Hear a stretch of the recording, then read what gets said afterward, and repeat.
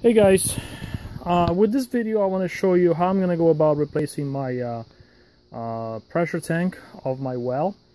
As you can see, this is the Gold's V100 32-gallon pressure tank. There's some discoloration here on the outside of the paint. It looks like some beginning of rust, but I think this is waterlogged. I'm not getting enough pressure up in the house. So it's been here for 15 years. I think it's time for it to go.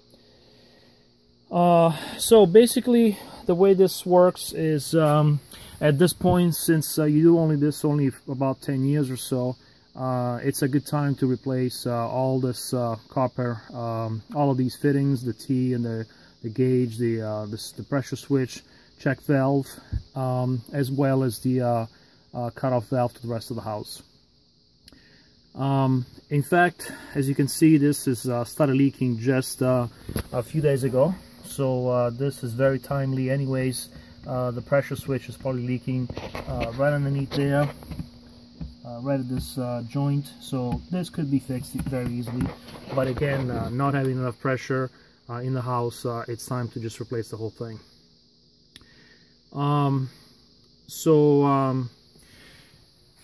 I have purchased all my components from Home Depot. Unfortunately, not my first choice. This tank comes with a 5-year warranty, actually the same as the tank that I have now, but I would have preferred, there is another brand, I can't think of the name now, that comes with a 7-year warranty. They're actually manufactured in Rhode Island, so it would have been nice to have that, but it's something I have to do now. Today is Saturday, none of the supply houses are open, so this is going to be it. So Home Depot does have everything. So obviously the tank, the T, which I already installed at the bottom here.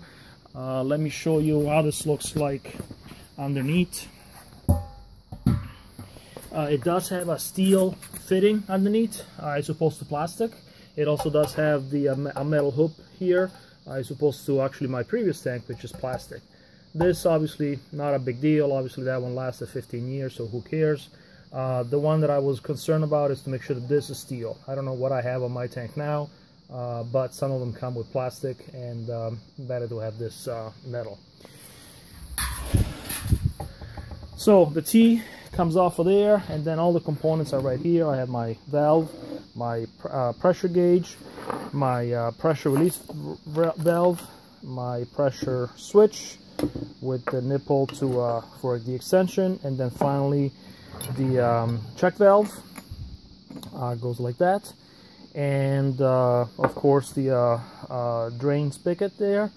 And also I bought a barb connector here, to thread connector that will allow me to connect my plastic pipe from the well directly. I don't know that I'm going to replace this. I will check it out once I open there. I want to see how the threads look and all that. Unfortunately, to get this whole thing out of here, there is no disconnect. Obviously, I can break this and back it off, and it's going to be free on this side.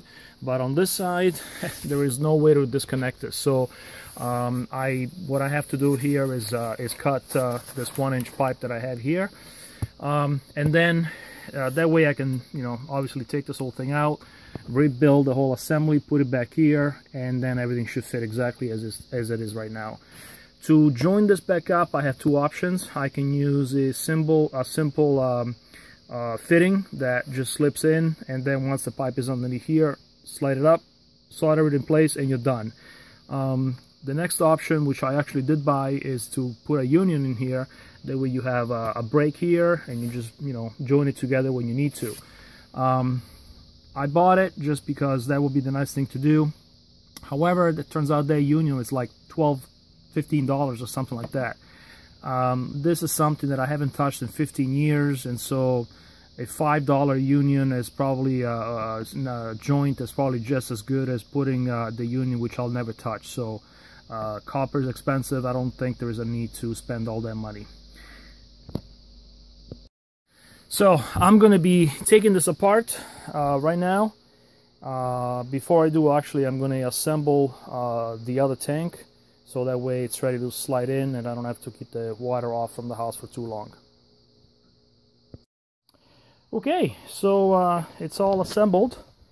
I have my check valve, pressure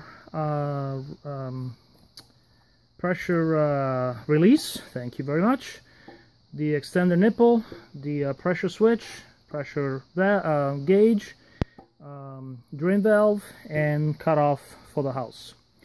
Okay, and the whole thing assembles both right into there, threads right into there. I started by putting the T first, as you saw earlier, and then I basically attached every piece to it individually. So now it's time to cut into the house and put this in.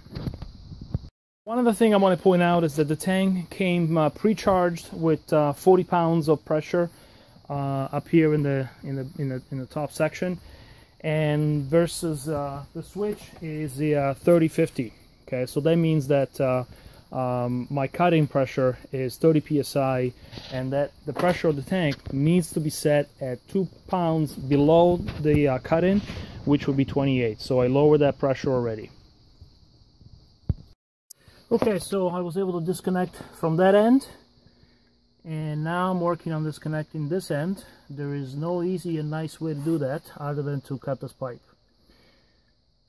To put it back together, you get this coupling, which does not have a stop, and what that means is that it's basically a straight through on the inside. And so once this is cut, you can basically slide it in, push it down, put the pipes close to each other, and then slide it back up, and that's why that stop cannot be there.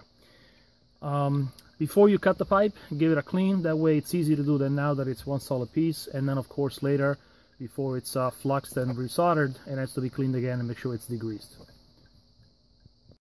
Okay, so I have put the barb to thread adapter from the old system on this one, and I have also put the pipe back onto here, threaded it here, and as I said earlier, this had to be cut, so it's already cleaned. It's already cleaned and fluxed, as well as the fitting cleaned and fluxed. Now I am going to slide this in, and as long as the pipe didn't change shape on me, and slide it down, and then once the other pipe is right up against this, you slide it back up, flux everything first obviously, and then you solder. Okay, so it's sweating time. To do that, you have to heat up the fitting, not the pipe. And when it's ready, that the flux starts bubbling, then it's ready to melt the solder. All the way around, evenly distributed heat. Solder right, the flux right there is almost at the point of bubbling. You can hear it sizzle.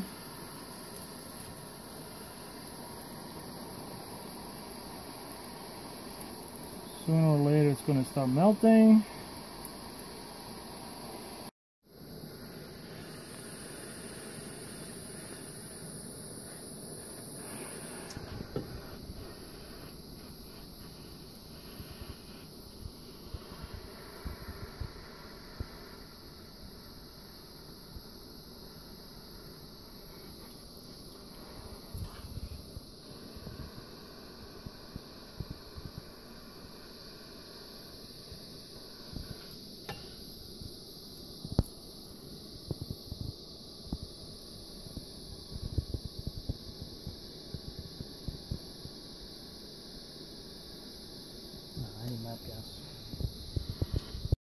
Okay, so I managed to sweat that fitting after all. I could have used MAP gas. That's the problem. In fact, I finished opening up the valve here and just put the heat right there at the joint, and then I did get it to flow properly.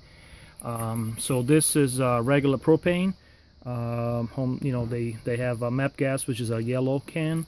It burns hotter. That would have been a better choice for this. I never had an issue like this, but this is 1-inch pipe, so there was also a little bit of water dripping inside, which contributed to continuously cooling the pipe for me. So MAP gas would have been better for this. So anyways, it's all connected now. Valve is closed for now. I'm going to open that slowly. The discharge is also closed.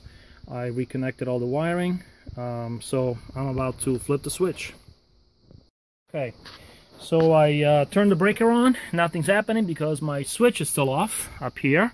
So I'm going to flip the switch and watch it work.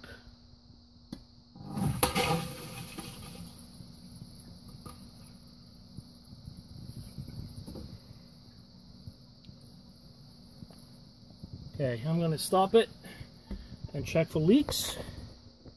I don't see any leaks, so I am going to flip it back on.